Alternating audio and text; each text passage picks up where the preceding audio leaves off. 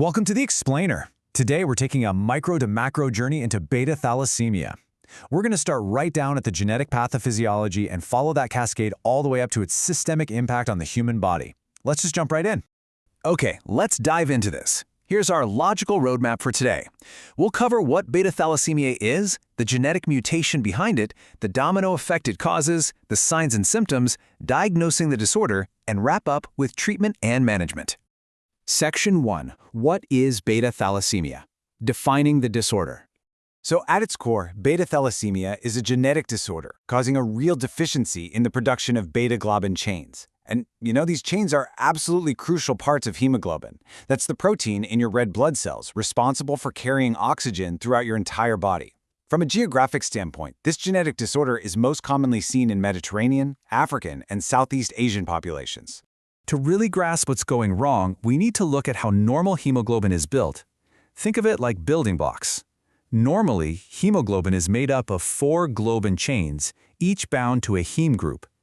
Now, before we're born, we primarily use hemoglobin F, or fetal hemoglobin, which uses 2 alpha and 2 gamma chains. But as adults, our primary hemoglobin is hemoglobin A. This major adult form relies heavily on 2 alpha chains and 2 beta chains. There's also a tiny fraction of hemoglobin A2, which uses delta instead of beta. So you can imagine, if you have a disorder that completely stops you from making those beta chains, your main adult hemoglobin factory essentially just shuts down. Section 2. The genetic mutation, a chromosome 11 error. It all comes down to a microscopic error on chromosome 11. Beta thalassemia is caused by a point mutation.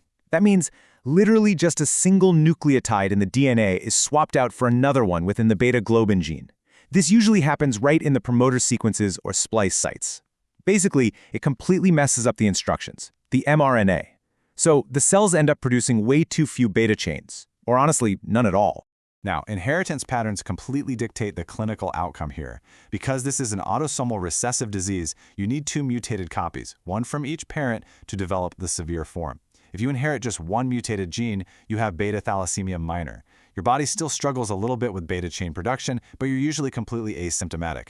But if you get 2 mutations, specifically 2 beta 0 mutations, where absolutely 0 beta chains are produced, you have beta thalassemia major. And this is a very severe disease. There's also an intermediate form where you have 2 mutated genes, but still manage a reduced amount of synthesis, putting you right between minor and major in severity. Section 3. The domino effect. Missing beta chains. So the crucial point here is the step-by-step cascade of cellular destruction. 1. Because the beta chains are missing, the free alpha chains have literally nothing to bind to, so they start accumulating inside the red blood cell. 2. These lonely alpha chains clump together, forming inclusions that physically damage the red blood cell's membrane. 3. This damage triggers hemolysis, the massive destruction of these red blood cells, both right there in the bone marrow and out in the spleen. And 4. Because you're destroying your red blood cells, you just can't carry oxygen. This leads to severe hypoxia, or oxygen starvation, throughout the entire body. Section 4. Signs and symptoms, physical manifestations. Here is something truly fascinating. A baby born with severe beta thalassemia major won't actually show symptoms on day 1. Why is that? Well, because at birth, fetal hemoglobin is still highly active. Remember those building blocks we talked about? Fetal hemoglobin uses gamma chains, not beta chains. So these gamma chains temporarily soak up those toxic free alpha chains. It's like a buffer. But as the baby grows, usually around 3 to 6 months, fetal hemoglobin production drops off to make way for adult hemoglobin. That is exactly when the lack of beta chains is suddenly exposed, and the severe symptoms become fully apparent. The hypoxia we talked about earlier forces the body into absolute overdrive. The body is desperately crying out for oxygen, signaling the bone marrow to expand and churn out more red blood cells.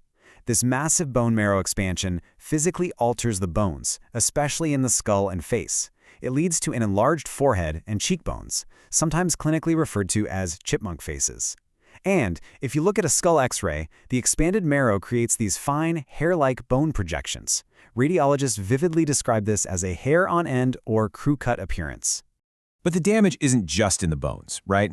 The constant destruction of red blood cells spills hemoglobin directly into the plasma. This causes severe anemia symptoms, pale skin, extreme fatigue, shortness of breath, and stunted growth. The heme from those destroyed cells is recycled into bilirubin, causing jaundice. And the liver and spleen swell up immensely, a condition called hepatosplenomegaly, because they're desperately trying to help make new blood cells. Furthermore, all this cell destruction leaves behind massive, toxic deposits of excess iron, known as secondary hemochromatosis. This iron overload is devastating. We're talking heart arrhythmias, cirrhosis of the liver, and endocrine issues like hypothyroidism and diabetes. Section 5. Diagnosing the disorder. Clinical detection. Getting a diagnosis usually begins with a routine blood test. You'll immediately notice that hemoglobin levels are going to be low. The mean corpuscular volume, or MCV, will be decreased, meaning the red blood cells are abnormally small. The red blood cell distribution width, or RDW, will be high in the major form, which means the cells are wildly different sizes.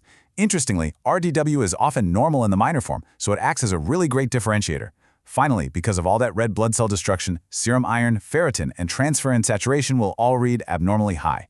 If we look under a microscope at a peripheral blood smear, the cells look microcytic, meaning small, and hypochromic, meaning pale. But what's really visually striking here is the presence of target cells. Because the inside of the cell is so deficient, the outer cell membrane actually scrunches up, making the red blood cells look exactly like little bullseyes. To officially confirm the diagnosis, doctors use hemoglobin electrophoresis. This test separates the different types of hemoglobin to see the exact ratios floating around in the blood. A patient with this disorder is going to have very low amounts of normal adult hemoglobin A. Instead, you'll see a spike in fetal hemoglobin and a spike in hemoglobin A2. This happens because those excess lonely alpha chains are just desperately binding to whatever gamma and delta chains they can find. In fact, seeing hemoglobin A2 levels above 3.5% is a hallmark confirmation for beta thalassemia minor. Section 6. Treatment and Management. Clinical Strategies. Clinically speaking, doctors categorize this disorder based on one highly practical reality. Does the patient need donor blood to live? Transfusion-dependent thalassemia includes the major form and the severe cases of intermedia. These patients require recurrent, life-saving blood transfusions just for survival. On the flip side, you have non-transfusion-dependent thalassemia. This includes the minor form and mild intermedia cases, where regular transfusions just aren't necessary. For those who do need treatment, the core strategy is regular blood transfusions. This artificially corrects those dangerously low hemoglobin levels and keeps oxygen flowing to the tissues. But remember that excess iron problem we discussed earlier? To prevent deadly iron overload, patients must also take iron chelating agents like defroxamine. These act like a chemical sponge. They trap the excess iron so the body can safely excrete it through feces or urine. In some severe cases, if the enlarged spleen is destroying way too many red blood cells, a splenectomy, the surgical removal of the spleen, might also be performed.